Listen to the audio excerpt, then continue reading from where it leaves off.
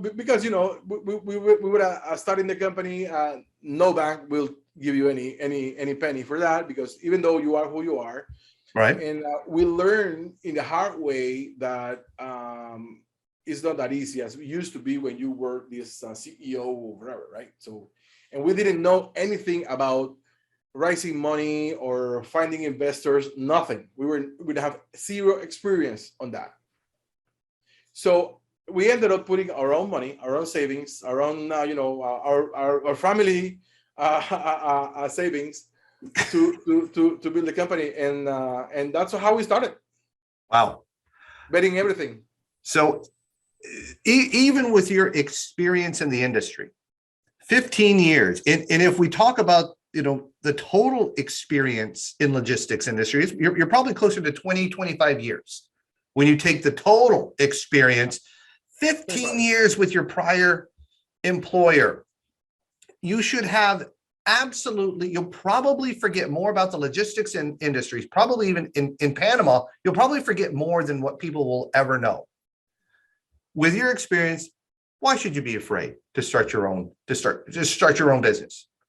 But the way you laid it out is not uncommon to those who have decades of experience, and that shift, that mental shift from working for someone. And like you said, you wanted to take the company to another level, and not that they were doing anything wrong. You just had some ideas that you wanted to explore that you thought could work. Now you've got to make that jump, that mental jump to it is now all on me and my partner. And the bank was the first one to tell you no. Yeah, we went to a number of banks and all said no. A number of banks. First, you got to convince yourself, and then you've got to fight through those who might not agree with you. It could be those who are the closest to you, who love you, and they don't want to see you get hurt. So they'll try to prevent you from leaving that comfort zone. Tony Robbins had you walk across some fire. Yeah.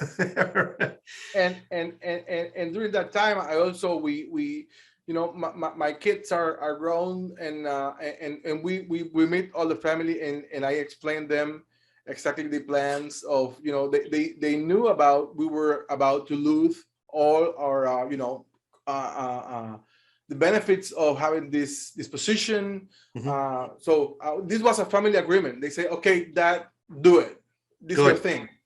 So that was pretty helpful. My wife she's my support, and she was do it.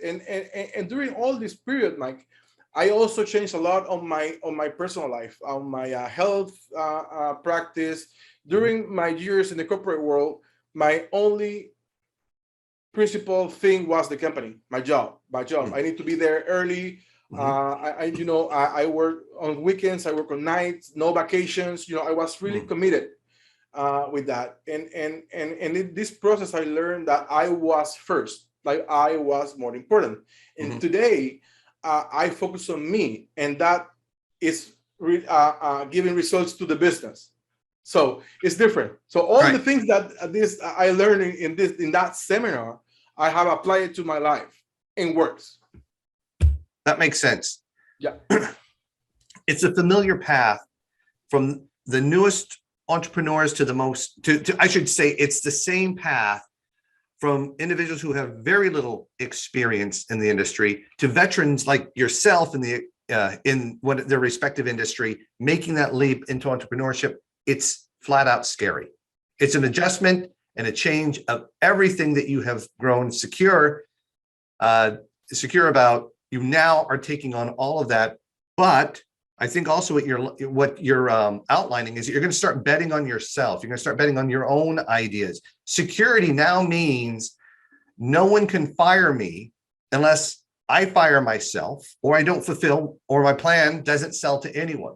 Either way, most entrepreneurs find the risk in staying with their current employer. Not that that's bad, right? But some just look at where the real risk is at.